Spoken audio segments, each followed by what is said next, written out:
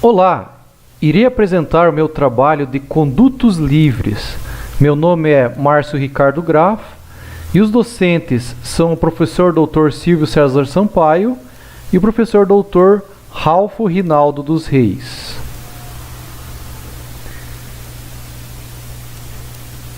Eu vou apresentar alguns conceitos da disciplina, equações fundamentais, formatos de canais, parâmetros geométricos e hidráulicos característicos, variação da pressão, variação da velocidade, energia e controle hidráulico, número de Froude e regime de escoamentos, que vão ser o escoamento uniforme, gradualmente variado e bruscamente variado. Conceito de condutos livres. Condutos livres, ou escoamento livre, ou escoamento em canais abertos, ele é caracterizado por ter uma superfície em contato com a atmosfera. Portanto, ele fica submetido à pressão atmosférica. Ele é diferente dos condutos forçados, que têm condições bem definidas. Os condutos livres, a pressão dele varia de acordo com o tempo e o espaço. Além disso, os condutos livres eles têm uma série de fenômenos que não fazem parte dos condutos forçados. No caso, é o ressalto hidráulico que eu irei abordar mais para frente. Exemplos de condutos livres são canais, rios, redes pluviais. Redes pluviais é quando a tubulação não está totalmente cheia. Quando está totalmente cheia, aí é considerado um conduto forçado. Coletores de esgoto também. Equações fundamentais. Tem a equação da continuidade, que é a conservação da energia, onde Q é igual a A1 vezes U1 igual a A2 vezes U2, onde Q é a vazão em metros cúbicos por segundo e A1 é a área da seção transversal no ponto 1, U1 é a velocidade média no ponto 1 em metros por segundo e igual a A2 vezes U2, que é no ponto 2. A equação que é correspondente ao teorema de Euler, que é a conservação da quantidade de movimento, onde R, que é a força resultante em Newton, é igual a ρ vezes Q, onde ρ é a massa específica em quilograma por metro cúbico, vezes Q, que é a vazão em metros cúbicos por segundo. Isso multiplica por, abre parênteses, daí, beta 2 vezes U2, onde beta 2 é o coeficiente de Boltzmann, vezes a velocidade no ponto 2, a velocidade média em metros por segundo. Isso tudo é menos o B1 vezes o 1. Também, de novo, onde beta é o coeficiente e U é a velocidade média em metros por segundo. A terceira equação é a equação de Bernoulli, que é da conservação de energia, onde Z1 mais Y1 mais alfa1 vezes U1 ao quadrado sobre 2G igual a 2E mais Y2 mais alfa2 vezes U2 ao quadrado dividido por 2G mais ΔH. O Z1 e Z2, no caso, são a cota no fundo do canal, em metros. Os Ys são a profundidade em metros. Alfa é o coeficiente de Coriolis. O U1 e U2 são as velocidades médias em metros por segundo. O G é a aceleração gravitacional em metros por segundo ao quadrado. E o ΔH é a perda de carga em metros. Agora, alguns exemplos de aquedutos. Tem do Ceará o Canal do Trabalhador. Ele tem 113 metros de extensão e ele abastece a região metropolitana de Fortaleza. Um outro exemplo nos Romanos é de 312 anos antes de Cristo. Então a gente consegue perceber há quanto tempo já são usados os condutos livres. E esse outro exemplo é um conduto, né, bastante comum, muito utilizado próximo de estradas, né, de seção quadrada. Quanto às formas dos condutos livres, ele pode ser circular ou semicircular. Aí todos eles têm algumas fórmulas específicas que eu vou apresentar mais para frente. Aqui é uma seção retangular, quase quadrada, né? Aqui é um de seção triangular, bastante comum também. Esse aqui é um irregular, posso dizer, são em todos os rios, então tem uma seção irregular. E de forma trapezoidal, que é bastante comum também. Com taludes, né? Daí tem o fundo B. Aí a caracterização das formas.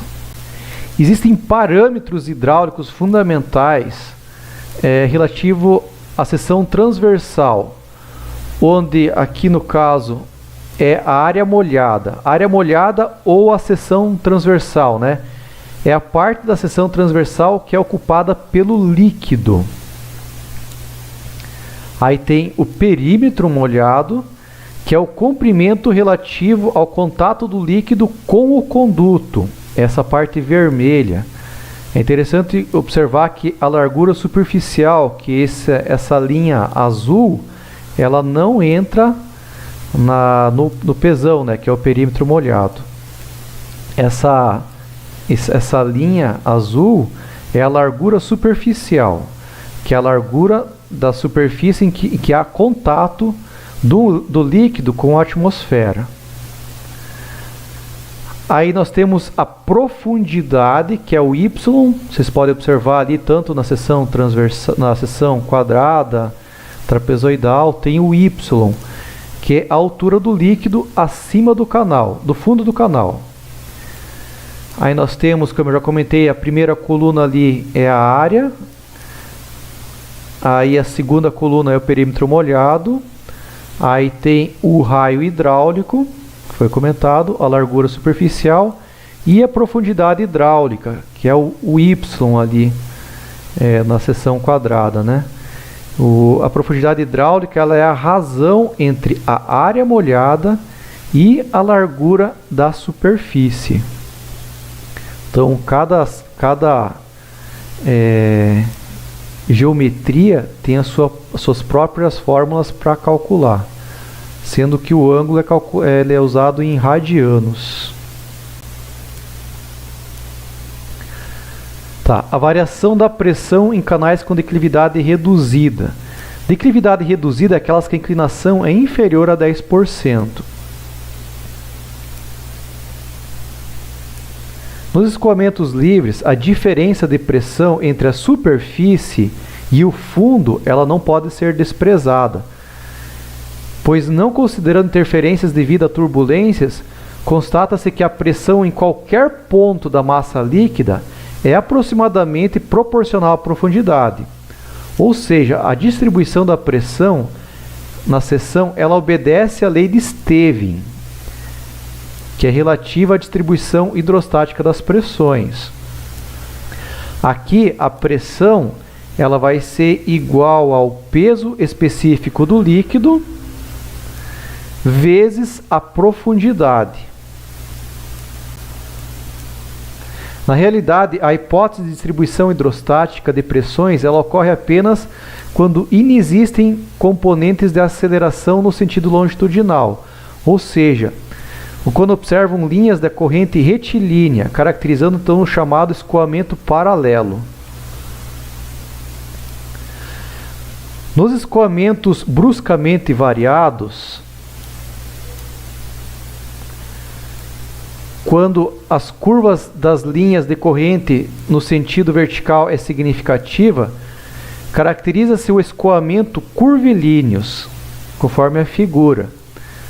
Observa-se então uma alteração na distribuição hidrostática das pressões. Com efeito do escoamento curvo, pode ser convergente ou divergente. Observa-se a presença de forças inerciais, que correspondem às acelerações tangenciais e normais, conforme a figura. Então, o P', que é na figura A, é igual a P mais ΔP, onde o ΔP é a massa específica vezes a altura vezes a velocidade média ao quadrado. Isso é dividido pelo... O H, no caso, é a altura, né? Dividido pela força gravitacional vezes o raio da curvilínea. A variação das pressões em canais com grande declividade, ou seja, aquelas que a inclinação é maior que 10%. Nessas, segundo os shows, a pressão vai ser o peso específico vezes o y, que é a profundidade, vezes o cosseno do θ ali, que é do ângulo, né, ao quadrado. Distribuição das pressões nos vertedouros. Essa figura, ela representa a distribuição de pressões no escoamento de um vertedor. Na zona da crista ali acontece uma supressão, ou seja, uma pressão reduzida. Já no pé, ali onde está simbolizado pelo C, acontece uma sobrepressão. E na calha, uma distribuição pseudo-hidrostática. É importante salientar que a subpressão observada na crista, ela pode levar eventualmente a valores de pressão inferiores à atmosférica, conduzindo então a problemas de cavitação e consequente desgaste da estrutura. Já nos valores onde tem a sobrepressão, ou seja, no pé do vertedor, pode também conduzir à deterioração estrutural. Isso depois eu vou mostrar imagens, vídeos mostrando de como que acontece, como que ocorre esse fluxo da água. Aí a variação das velocidades. A velocidade, ela é bastante influenciada pelo solo ou pelo material do canal que entra em contato com a água. Então, na parte bem funda do canal, onde tem contato com o material do canal, vai ter um atrito entre a água, ou líquido, né, com o material do fundo do canal. Isso vai fazer com que a velocidade nesse local seja bastante reduzida, assim como ocorre nas margens. Da mesma forma, portanto, assim, analisando horizontalmente, a maior velocidade vai ser no centro do canal e a menor velocidade vai ser nas margens. Então, se nós analisarmos ali a seção, um canal triangular, ali são as linhas das velocidades. A menor velocidade está próxima das margens, próxima do local onde a água entra em contato com o material do canal. E a maior velocidade vai ser próximo da superfície e bem no centro, na seção, olhando horizontalmente. Por que a velocidade não é máxima na superfície? É devido ao atrito que o líquido tem em contato com a atmosfera. Da mesma forma, se a gente analisar todos os outros canais do exemplo ali, o canal trapezoidal, um canal circular ou um canal retangular, pode observar, as menores velocidades estão onde há o contato entre o líquido com o material do canal, sendo que e a maior velocidade ela vai estar mais no centro, no sentido vertical, e mais no topo, não, desculpa, mais no centro, analisando horizontalmente, e mais no topo, analisando verticalmente, sendo que não vai ser bem no topo, porque no topo tem, devido ao atrito entre a atmosfera e o líquido. Aqui então uma análise da velocidade verticalmente. A gente observa que no fundo do canal ou do rio é a menor velocidade. E a maior velocidade está bem próximo da superfície, sem ser a superfície. E daí tem a distribuição da velocidade conforme a profundidade.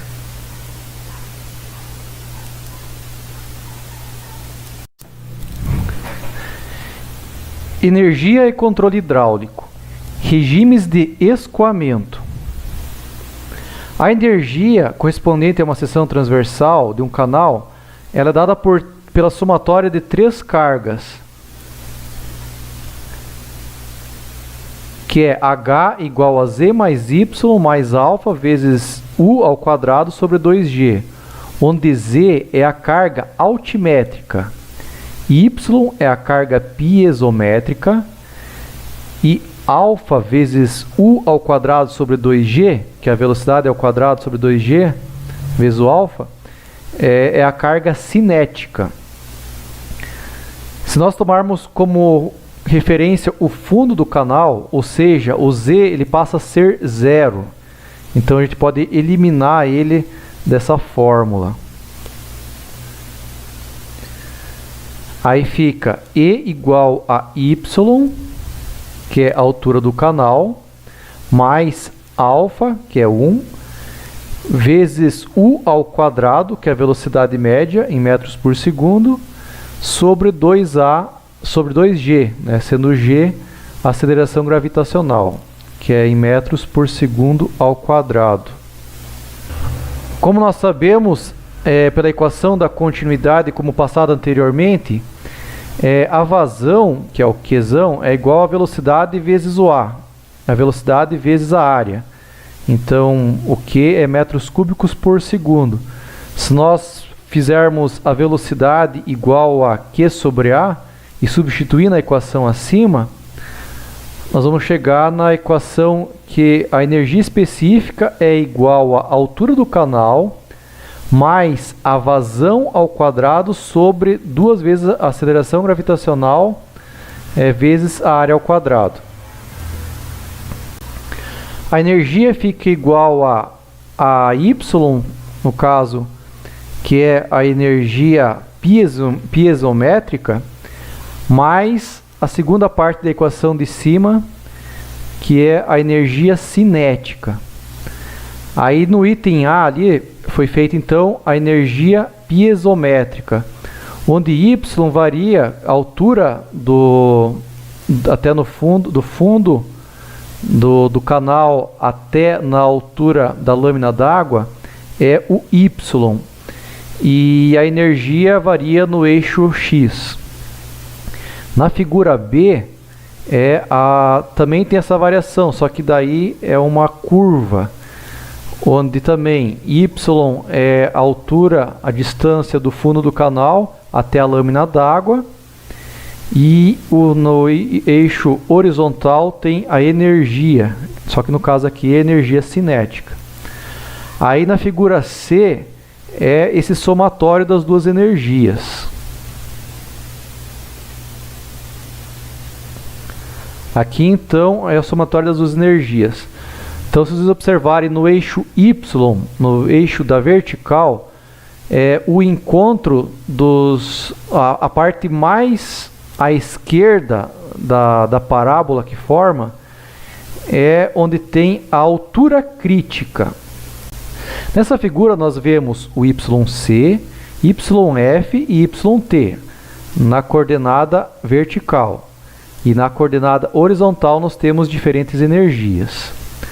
O YC, que é a parte que fica mais à esquerda da parábola que forma, pelo somando as duas equações, nós temos o escoamento crítico. Acima do escoamento crítico, o IF, nós temos o escoamento superior, ou fluvial, lento ou subcrítico.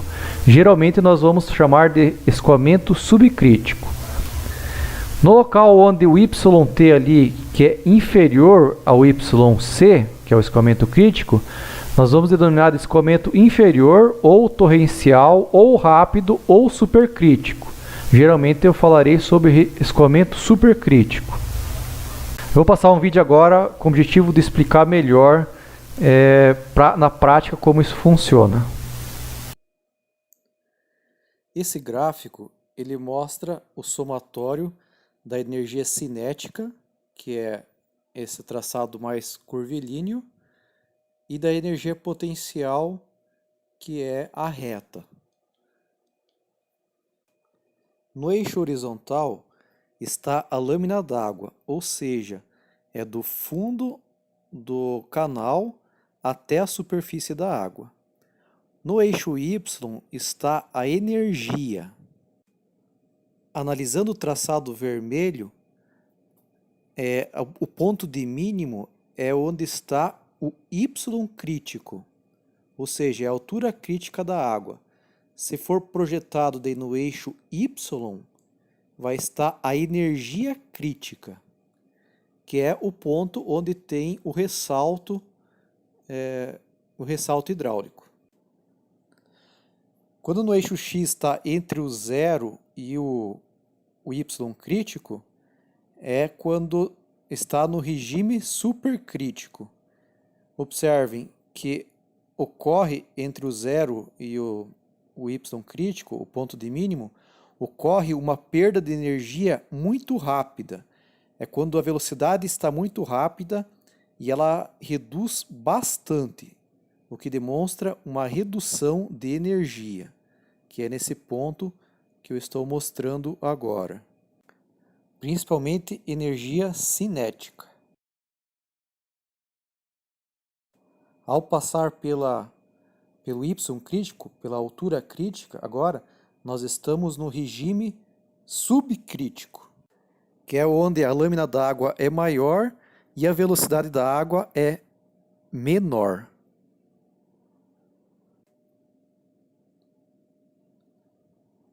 Agora será simulado um ressalto hidráulico em um canal menor, um canal mais estreito.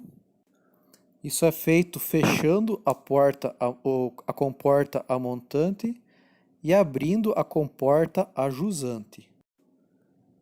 Como vocês podem ver, a força a montante ela é mais forte do que a força jusante.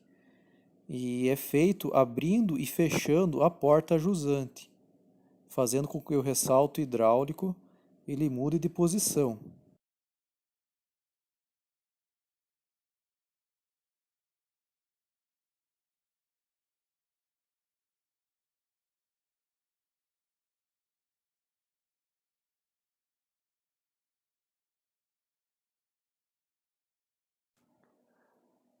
O ressalto hidráulico está na régua e a montante, onde a lâmina d'água é mais baixa, é o regime supercrítico e a velocidade também é maior. Lado esquerdo da régua, né, a jusante, nós temos o regime subcrítico, onde a velocidade é menor e a lâmina d'água é maior.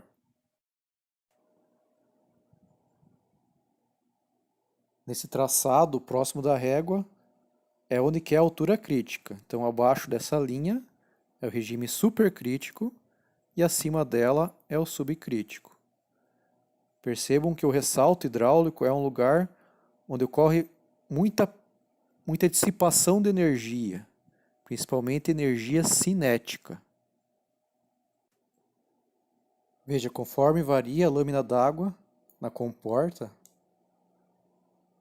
varia a posição do ressalto hidráulico. Veja como a força a montante ela está bem maior que da jusante. Agora um trabalho num canal maior, um canal de 40 centímetros de largura por 12 metros de comprimento. Nessa posição formando um ressalto, não tão significativo conforme no canal anterior.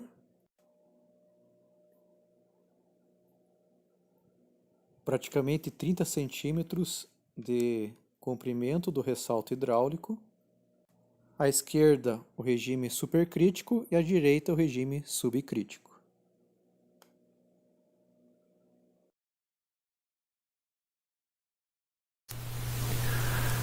Agora irei introduzir o conceito de declividade crítica.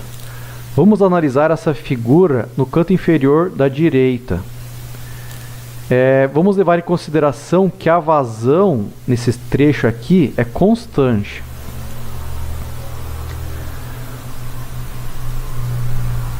Aqui, se analisar, vamos considerar que a altura crítica esteja aqui, logo abaixo do nível d'água, do nível d'água, no topo da água até no fundo do canal.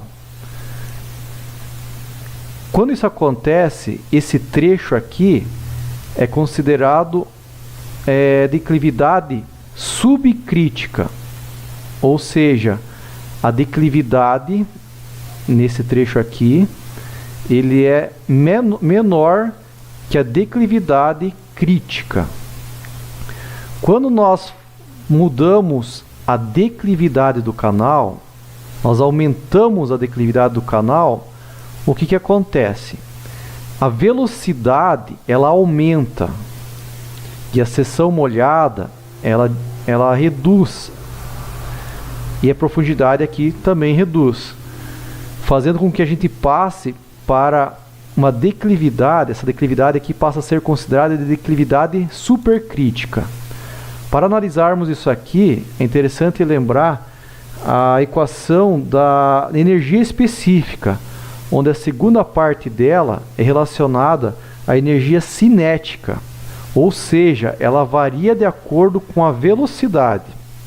Então, quando nós temos uma declividade em que a altura da lâmina d'água é superior à declividade crítica, nós temos essa altura mais elevada e uma velocidade menor. Nós temos um trecho denominado uma declividade denominada de declividade supercrítica. Quando aumentamos bastante essa declividade, onde a altura aqui da lâmina d'água é inferior à altura crítica, fazendo com que essa altura aqui fique pequena e a velocidade bastante alta, nós temos um trecho de declividade supercrítica. Também vou falar agora um pouco sobre o número de Froude. O número de Froude, a fórmula é essa: U dividido por raiz quadrada de G vezes Y, onde U é a velocidade média em metros por segundo, G é a aceleração gravitacional em metros por segundo ao quadrado e Y é a altura até o fundo do canal. Quando o número de Froude é igual a 1, nós estamos no regime crítico. Agora, quando o Froude é maior que 1, nós passamos para o regime supercrítico, ou fluxo de correnteza, que é aquele em que é baixinha, a altura da água é baixa e a velocidade é elevada. Quando o Froude é menor que 1, nós estamos no regime subcrítico ou fluxo tranquilo. É quando a velocidade é menor e a altura é maior. Agora eu irei passar um vídeo com algumas imagens que eu retirei no YouTube que fala sobre o número de Froude, para que a compreensão fique melhor. Mas nesse mesmo vídeo, antes disso, eu vou falar um pouco sobre a densidade, a viscosidade, fluxo laminar e fluxo turbulento e o número de Reynolds. E daí na sequência então eu vou falar sobre o número de Froude para dar sequência a esse slide, com as imagens fica mais fácil a compreensão. Nesse vídeo, quero falar sobre fluxo laminar e turbulento. Os fluidos, eles têm sua forma modificada facilmente sob a ação do seu próprio peso. Os fluidos, eles têm duas propriedades principais, a densidade e a viscosidade. A densidade é a massa sobre o volume, também conhecida como ρ. A densidade da água é maior que a densidade do ar.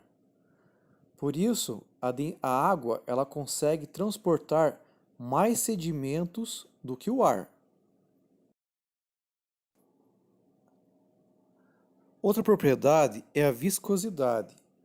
A viscosidade é a medida da habilidade de um fluido em fluir.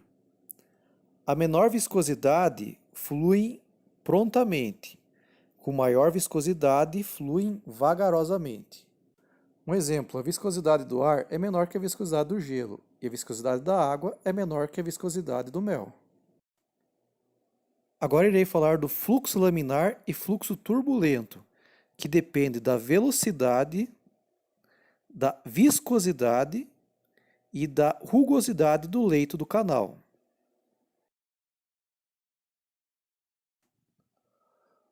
O fluxo laminar ocorre quando as moléculas da água ou do líquido andam como se fosse uma em cima da outra, em linha, sem se misturar. O fluxo laminar, ele depende geralmente quando é baixa a velocidade e alta a viscosidade. Já no fluxo turbulento, é como se as linhas se misturassem no sentido transversal no sentido do fluxo. Geralmente a velocidade do fluxo ela aumenta, ela é maior e a viscosidade é menor. Para se determinar se um fluxo será laminar ou turbulento, usa-se o número de Reynolds. Reynolds é igual à velocidade do fluxo vezes a profundidade do canal aberto, tudo sobre a viscosidade cinemática do fluido.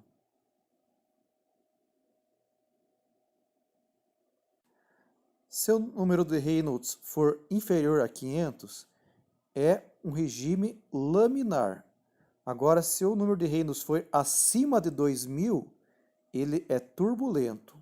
Entre 500 e 2000 é um regime de transição. Analisando a fórmula, observamos que para ser laminar, o número de Reynolds tem que ser 500, número baixo. Portanto, a velocidade precisa ser baixa, ou então a profundidade precisa ser baixa para ser laminar. Para ser turbulento, a velocidade precisa ser alta, ou a viscosidade baixa. Como a água ela tem uma viscosidade considerada baixa, só será regime laminar quando a velocidade for bastante baixa também. Agora iremos analisar o número de Froude, para determinar se o fluxo será tranquilo ou de correnteza. O número de Froude é igual à velocidade média do fluxo sobre a gravidade vezes o L, que é a profundidade do canal. No denominador vai ser raiz quadrada. O número de Froude, na verdade, é uma relação entre a força de inércia, no numerador, e no denominador as forças da gravidade. À esquerda nós vemos um fluxo tranquilo. No caso, o Froude tem que ser menor que 1. À direita, o Froude é maior que 1. Por isso, é um fluxo de correnteza. A passagem do fluxo tranquilo, ou seja, Froude menor que 1, passando por Froude igual a 1 e chegando em Froude maior que 1, ou seja, um fluxo de correnteza, pode ocorrer quando a inclinação de um canal é relativamente plano e passa a ter uma inclinação bastante íngreme, passando então do regime do fluxo tranquilo para o fluxo de correnteza. Agora irei falar sobre o controle do regime crítico, controle hidráulico. Quando ocorre a mudança do regime de escoamento, a profundidade ela tem que passar pelo valor crítico. Essa passagem pela condição crítica se dá de forma distinta de acordo com o regime inicial observado, se é fluvial ou torrencial, né? Ou se é supercrítico ou subcrítico. Na prática, essas mudanças de regime eles ocorrem de algumas maneiras. Eu vou falar agora primeiro sobre a passagem do escoamento subcrítico para o escoamento supercrítico. Uma situação é quando se passa da declividade subcrítica para a declividade supercrítica, que é como eu comentei anteriormente. Também ocorre quando se tem uma queda livre e também na crista de vertedor. Também pode acontecer a passagem do regime supercrítico, que é aquele que a lâmina d'água é mais baixa que a altura crítica, para o escoamento subcrítico, que é aquele que a lâmina d'água fica mais alta e a velocidade menor, que é quando causa um fenômeno muito estudado, que é o ressalto hidráulico, que eu vou mostrar vídeos depois. Isso acontece quando ocorre uma mudança de declividade. É claro que daí quando a declividade era supercrítica, passa a declividade subcrítica, isso acontece. E também acontece quando há uma abertura de uma comporta. Quando ocorre um ressalto hidráulico, aqui ele está sendo mostrado o ressalto hidráulico, ele corresponde a uma mudança brusca, um escoamento brusco. Ele causa bastante turbulência e uma acentuada dissipação de energia, como vai ser visto posteriormente. Então o nível da água vem até aqui, a água vem tão rápida que ela praticamente parece que entra embaixo dessa água aqui que está mais parada, mais devagar, e acaba tendo esse ressalto hidráulico. O nome seção de controle é aplicado a toda seção para a qual se conhece a profundidade de escoamento, condicionada pela ocorrência do regime crítico ou uma estrutura hidráulica, ou determinada condição natural ou artificial qualquer, que de alguma forma controla o escoamento. Assim, as seções de controle podem se dividir em 3 tipos. Controle crítico, vocês podem ver aqui uma seção de controle crítico. Aqui também seção de controle crítico. Uma seção de controle artificial, que no caso aqui é uma comporta. E também uma seção de controle de canal, que é aqui no início do desenho.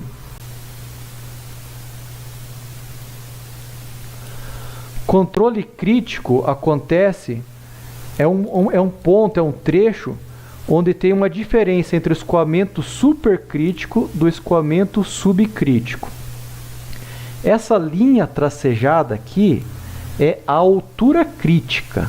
Sempre que o nível da água fica acima do nível crítico, é denominado de escoamento subcrítico ou fluvial. Quando a linha d'água ela passa aqui para baixo da linha crítica, devido aqui à inclinação, né, passando de uma inclinação, uma declividade subcrítica para uma supercrítica, esse trecho aqui é denominado de escoamento supercrítico. Aqui nós temos daí um controle artificial, que no caso é uma comporta, que também, vocês observam aqui, que aqui está a altura crítica. Ele vai passar aqui da altura supercrítica para a subcrítica.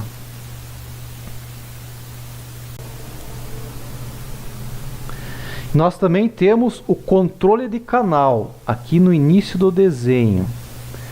O que acontece aqui? A profundidade de escoamento ela é determinada pelo atrito no fundo do canal. Devido à perda de carga, o nível máximo da água aqui vai diminuindo.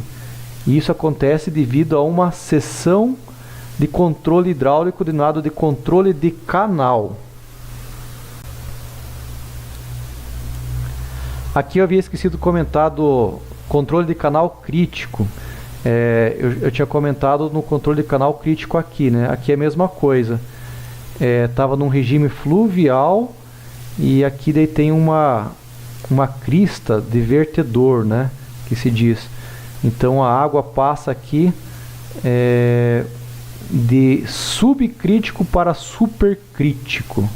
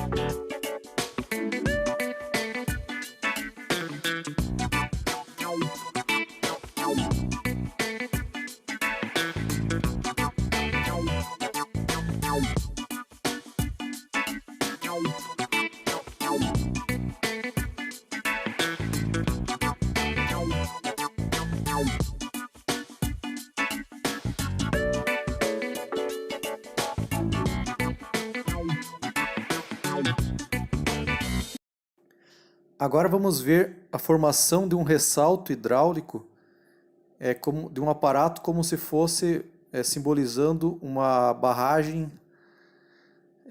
Isso agora na prática, como que fica um protótipo de um canal. Ligamos a bomba. Só para vocês terem uma ideia, a vazão controlada aí ela é de 4,5 litros por segundo ou 0,0045 metros cúbicos por segundo. Então, abaixo dessa simulação desse aparato aí, você tem a formação de um ressalto, e aonde o comprimento desse ressalto aí, ele vai dar em torno de 59 centímetros, tá? Então a gente está vendo no pé da barragem a formação do ressalto. A gente vai ter uma lâmina correspondente, lâmina 1 e lâmina 2, né, o Y1 e o Y2. Esse Y1 agora que vocês vão ver aí no final do ressalto, a gente está vendo a turbulência da água até praticamente na vertical dessa régua. Então, aí o nível da água está variando entre 9 centímetros e 10,5 centímetros. O que a gente vai pegar uma lâmina média de 9,75, tá? Então aí é o finalzinho do ressalto, aproximadamente. E aqui agora a gente vai ver a lâmina 1, né? A lâmina 1 no pé do vertedor aí da barragem. Então essa lâmina 1 a gente vai calcular ela indiretamente, quando a gente faz calculando primeiro o número de fluxo de 2 no regime subcrítico, né? O fluxo de 2 vai dar 0,24 aproximadamente, 0,235, e depois a gente substitui na fórmula para achar a lâmina 1, que vai ser de 0,98 aproximadamente 1 centímetro. Bom, automaticamente então a gente calculou o fluxo de 1, achamos o Y1, a lâmina 1, 0,98 aproximadamente 1 centímetro. Com isso a gente pode calcular o fluxo de 1, né, do regime supercrítico, ele deu aproximadamente 7, e o correspondente na vertical, que é o comprimento do ressalto sobre lâmina 2, o Y2, vai dar entre 6 e 6,02. Isso vai caracterizar um ressalto estável, né, com melhor desempenho. Então esse era o exercício prático no qual nós podemos demonstrar o ressalto. Agora irei falar sobre transição dos canais, transições verticais e transições horizontais. Na transição vertical, observem aqui na figura A, o que ocorre? Ocorre um aumento na altura, no fundo do canal, uma transição vertical. Já no desenho B aqui, um rebaixo no fundo do canal. É interessante analisarmos isso. Aqui no centro tem a questão da energia específica, né, onde nós temos a altura crítica, que ela passa aqui, tanto na figura A como na figura B, o Y1' aqui, que é quando o nível da água está abaixo do crítico, né? Ou seja, é um escoamento supercrítico. E o Y1, quando o nível da água está aqui, é quando ocorre um escoamento subcrítico. Só lembrando, subcrítico, baixa velocidade, bastante profundo, e supercrítico, baixa altura, aqui, baixa profundidade, e a velocidade geralmente é mais alta. Quando nós estamos no subcrítico, aqui em cima, e ocorre uma elevação do fundo, o pessoal chama isso aqui de soleira. O que acontece? O nível da água vem, quando chega aqui ele reduz, ou seja, o Y1 que estava aqui, ele passa a ser o Y2. Vejam aqui, ó, a gente consegue perceber o comportamento nesse caso aqui. Ocorre que eles chamam de estreitamento de fluxo. Mas isso aqui acaba não mudando, né, o regime. E continua sendo um regime subcrítico. Mas claro, mais próximo da altura crítica. E já aqui, quando está no supercrítico, é o Y1', o Y2', ó, tá vendo? A altura aqui ela fica um pouco maior. Já quando ocorre um rebaixo no fundo do canal, quando nós estamos no regime subcrítico, e tem esse, ó, o Y1 aqui, o Y3, o nível aqui, ele é maior que o nível quando estava aqui antes do rebaixo. Então, dependendo da situação, dependendo do regime, ocorrem situações diferentes, né? E aqui o Y1, que é antes do rebaixo, Y1', ele está vindo aqui no supercrítico, continua no supercrítico aqui, só que o Y3', ele está aqui, ó, um pouco inferior, né, à altura do canal, à altura da profundidade, um pouco inferior do Y1'. Então é sempre interessante observar quando tem um ressalto ou um rebaixo do fundo do canal, fazer a análise aqui desse gráfico, onde tem as alturas crítica, subcrítica, supercrítica, com as suas respectivas energias, né? A energia aqui a energia crítica, que é a mesma, ela rebate aqui na altura crítica, e daí as suas energias, né? Aqui então as transições horizontais. Aqui ocorre quando há um estreitamento, e aqui é quando ocorre um alargamento, uma imagem vista de cima. Para casos de alargamento de seção, que é essa situação aqui, quando vem de escoamentos subcríticos, que o nível está aqui, tem-se que FR é menor que 1, acarretando a profundidade, quando a profundidade do escoamento cresce. Então nessa situação aqui, quando vem no subcrítico, a profundidade está aqui. Quando há um alargamento, a profundidade ela cresce. Quando você vai para um alargamento, quando a profundidade aqui vem no regime supercrítico, ocorre então uma redução no nível da água. Para situações de estreitamento, quando aqui é mais largo e aqui é mais estreito, ocorre um estreitamento. No escoamento subcrítico, ou seja, nesse nível da água aqui, um nível subcrítico, tem-se o FR, né, o Froude, é menor que 1. Ou seja, a profundidade de escoamento ela decresce. Já quando o nível está aqui, o escoamento supercrítico, e ocorre um estreitamento, o FR, né, o Froude, ele é maior que 1. A profundidade de escoamento ela cresce. Então é interessante conhecermos o tipo do escoamento sub ou supercrítico e para conseguir determinar com antecedência já no projeto se o nível vai decrescer ou a profundidade vai aumentar ou vai reduzir. Escoamento uniforme. Para que ocorra um escoamento uniforme em condutos livres, em canais, né, a profundidade da água, a área da seção molhada, da seção transversal e a velocidade, elas precisam estar constantes ao longo do conduto.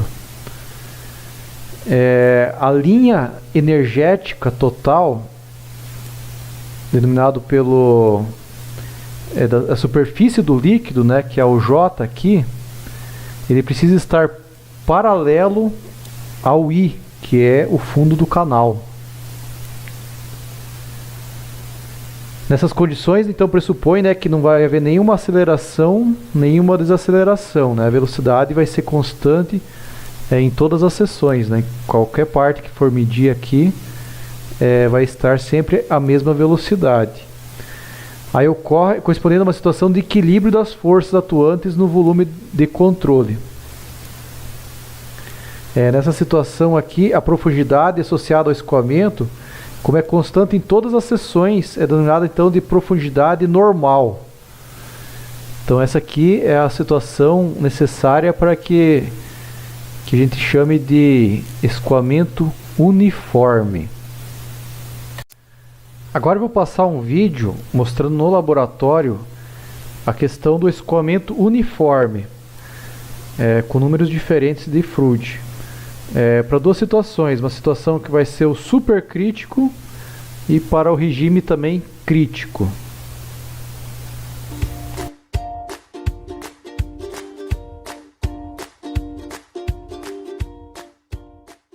Hoje vamos demonstrar em laboratório o estabelecimento de escoamento uniforme em canal aberto, sob dois números de Froude diferentes.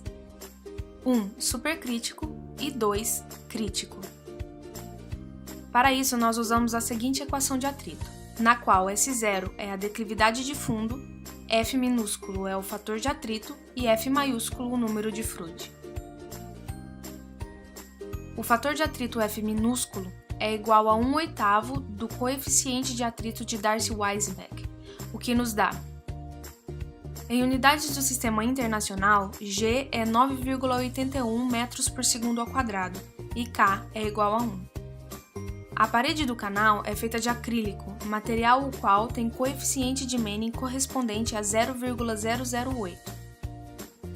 O raio hidráulico é estimado como sendo igual a 3 cm, isto é, 0,03 metros. Portanto, F é igual a 0,002. Para iniciar o experimento, ligamos a bomba.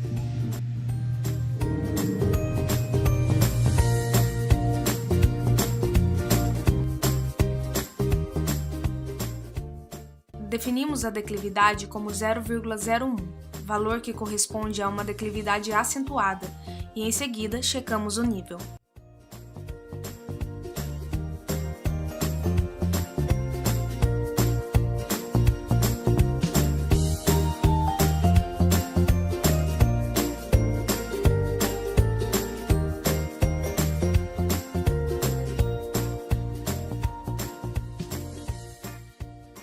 O valor do número de Froude calculado é 2,24.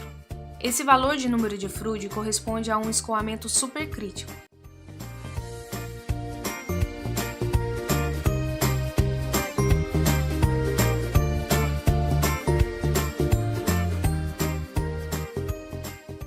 Agora, definimos a declividade como 0,002, valor que corresponde a uma declividade suave, e em seguida checamos o nível. O valor do número de Froude calculado é 1. Esse número de Froude corresponde a escoamento crítico. Aqui demonstramos escoamento em canal aberto sob condições supercrítica e crítica.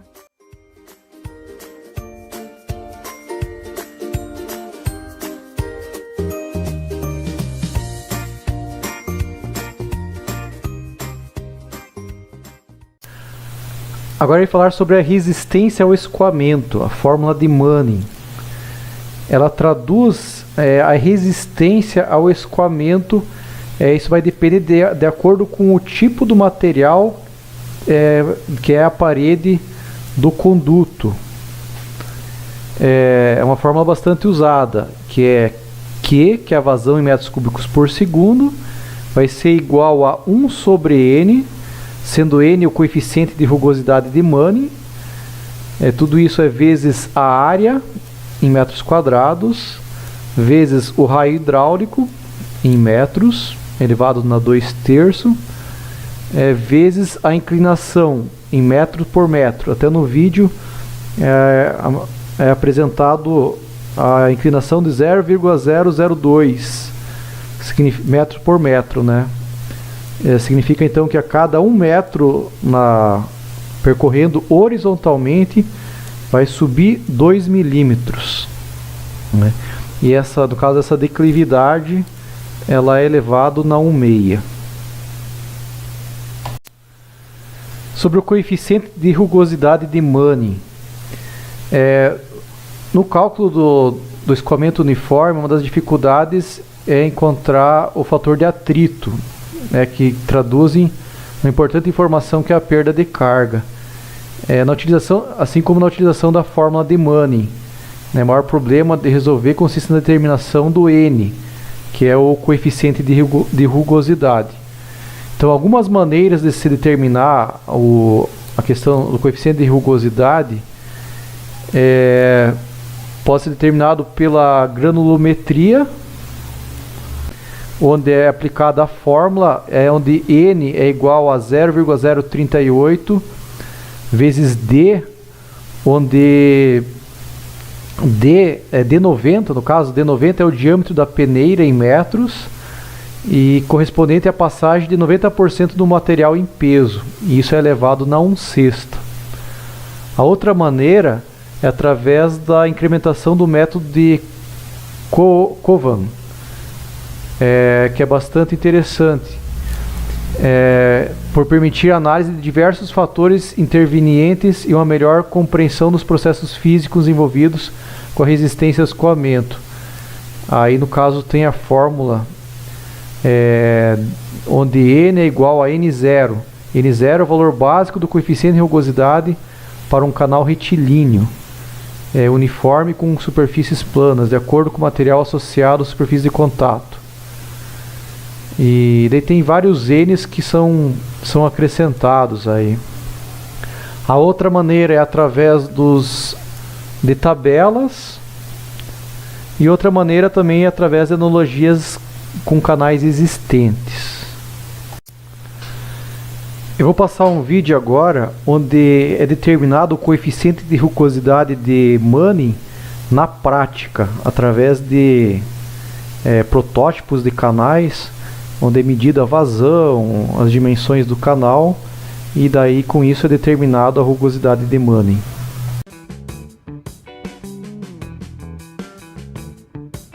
Esse vídeo aqui ele está simulando para a gente um movimento, um escoamento permanente uniforme, onde nós temos aí um hidrômetro.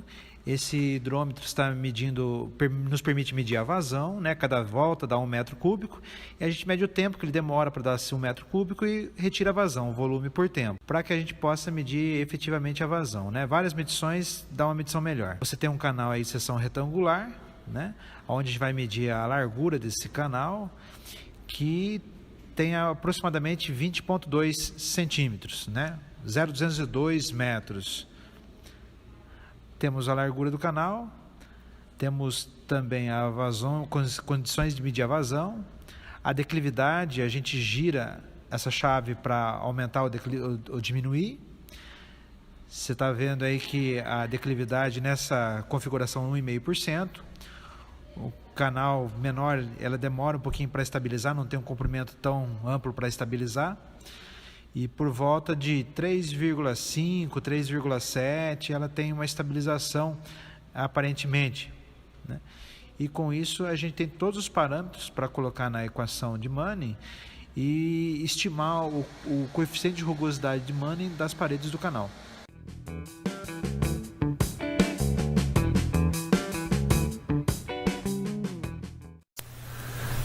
Até agora eu apresentei então sobre o escoamento uniforme.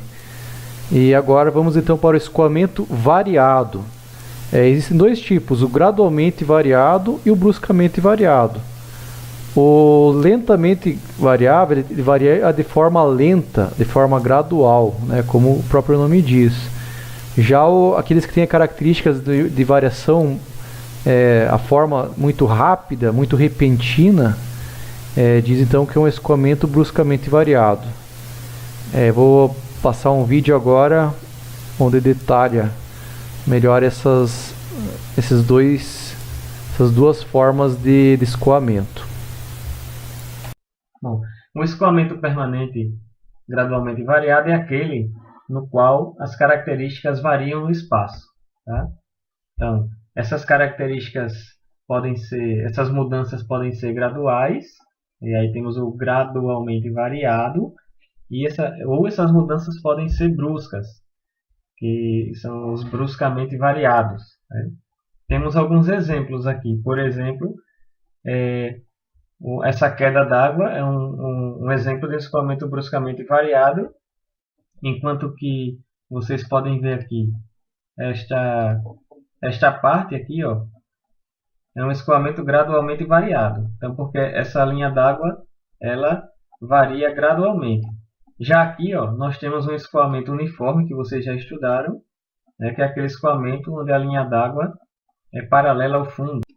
Continuando aqui, os escoamentos gradualmente variado e uniforme eles são bem semelhantes, porque eles têm como principal ator aí na resistência, né, o atrito nas paredes e no fundo. Já os escoamentos bruscamente variados,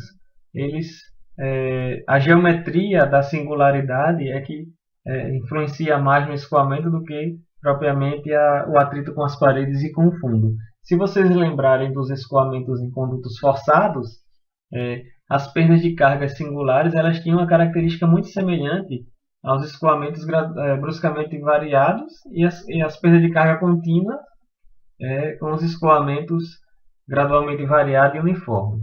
Essa é uma analogia para melhorar o entendimento. No escoamento gradualmente variado, a declividade do fundo e da superfície livre não são mais as mesmas. No movimento uniforme, né, todas essas declividades eram as mesmas, a da linha d'água, a do fundo do canal e da linha de energia. No escoamento gradualmente variado, nós não temos mais essa obrigação, não é uma característica que define mais esse escoamento. Você pode ter uma linha d'água totalmente diferente de como corre o grade, né, do fundo. Onde ocorre o escoamento gradualmente variado? Em trechos iniciais e finais de canais, em transições verticais e horizontais graduais, em canais com declividades variáveis. E o engenheiro, por que ele tem que estudar ou pelo menos tentar entender um pouco o escoamento gradualmente variado? Porque é a partir do entendimento de como vai se comportar a linha d'água que ele pode ver se seu projeto, geralmente feito com movimento uniforme, é um projeto que está... Nós temos aí uma figura onde novamente a gente vê vários tipos de regime e de escoamento, né? Nós temos aí, novamente a gente pode falar de uma semelhança entre os escoamentos uniforme e gradualmente variado. Por quê? Porque assim, a força resistente é o atrito no canal e nas paredes, e a força motriz é a gravidade. Aqui, por exemplo, tem uma mudança de declividade, né? Vocês estão vendo aí, tanto aqui quanto mais à frente, ali tem um trecho final de um canal com uma queda, então são locais onde você pode perceber a presença do escoamento gradualmente variado, né? Aqui, por exemplo, nós temos um escoamento uniforme. A partir de um certo momento, ele recebe a influência dessa mudança da declividade. Então, nós temos aqui um escoamento gradualmente variado. Aqui na frente, continuamos aqui com o escoamento gradualmente variado, que se transforma no escoamento uniforme. Tá? A gente considera, lógico, que esse canal é longo o suficiente para que as forças resistentes, né, as forças por causa do atrito, elas se anulam ou são opostas às forças, ou se igualam às forças de gravidade de forma que forma um escoamento uniforme. A partir de um certo momento, por causa desse controle artificial, nós temos uma obrigatoriedade da subida da linha d'água, que faz com que ocorra a mudança de regime, e assim vocês podem ver a ocorrência de um ressalto hidráulico. Na saída da comporta temos mais escoamento gradualmente variado, torrencial, aqui também, e aqui, por causa da mudança de regime, mais uma vez o ressalto hidráulico, com a queda suave por causa do escoamento gradualmente variado. Se esse canal fosse longo o suficiente, aqui se estabeleceria, antes da queda, um escoamento uniforme e depois é que ele começaria a sentir a queda lá na frente, né? Então, vocês podem ver muitas coisas interessantes no mesmo desenho, não é isso?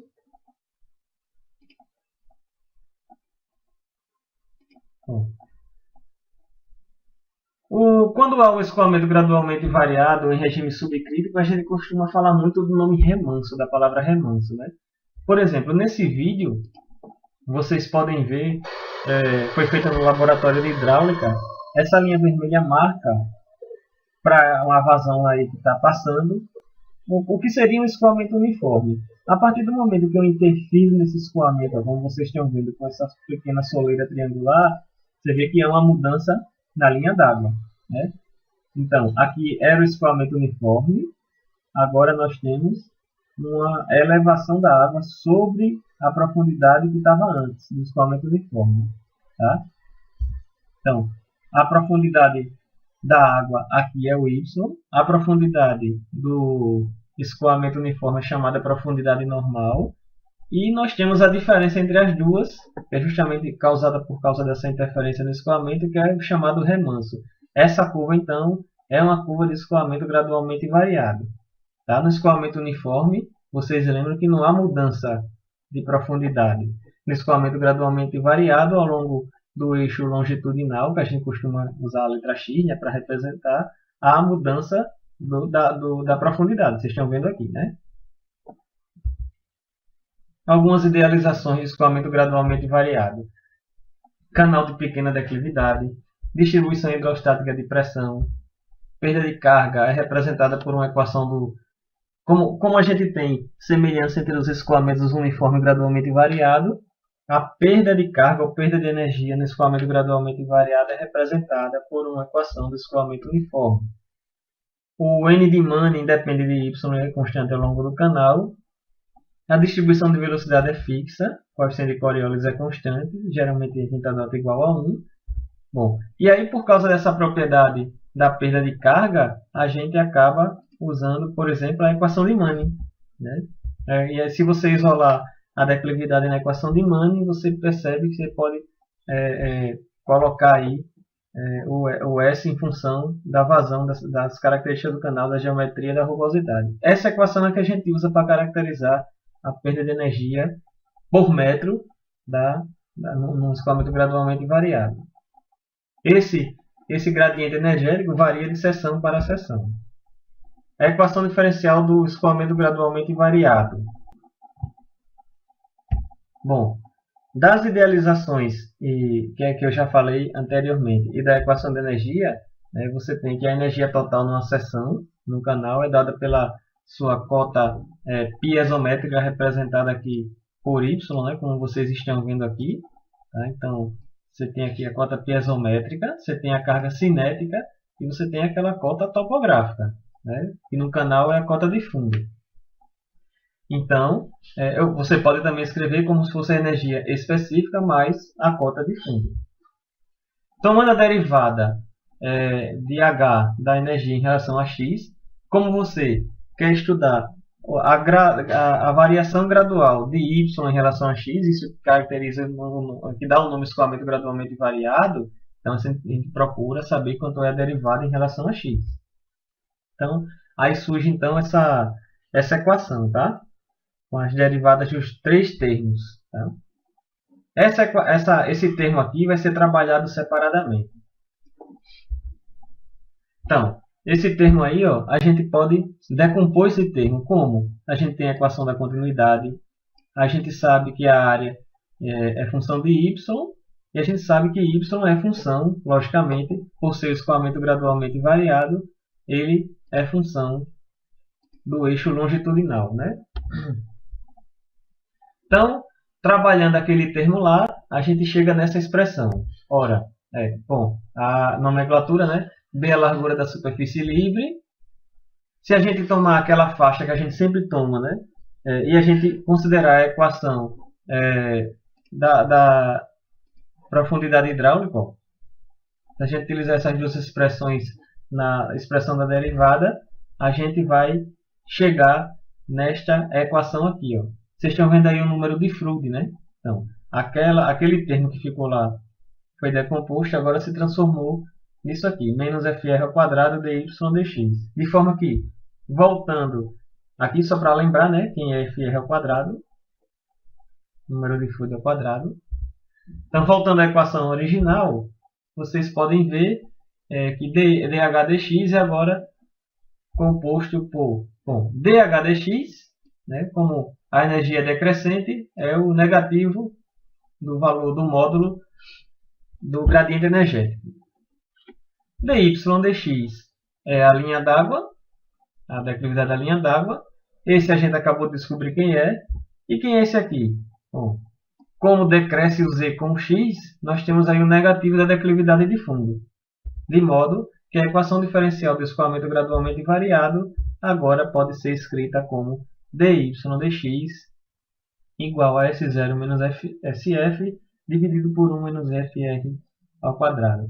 Já posso adiantar a vocês que aqui vai ter uma relação entre o movimento uniforme e a declividade da linha de energia e a declividade de fundo, ou seja, vai envolver movimento uniforme. Tá? E aqui vai envolver regime de escoamento. Tá? Se Froude for igual a 1, se for maior que 1, se for menor que 1. Okay? Substituindo o termo de SF da equação de Mann pela equação de Mann e o termo de FR pela sua equação, tá? Então, trabalhando mais, aí tem aqui a equação detalhada, né? Finalmente. Tá? Assim eu concluo então a minha apresentação sobre condutos livres e estou aberto a questionamentos. Desde já, obrigado a todos pela atenção.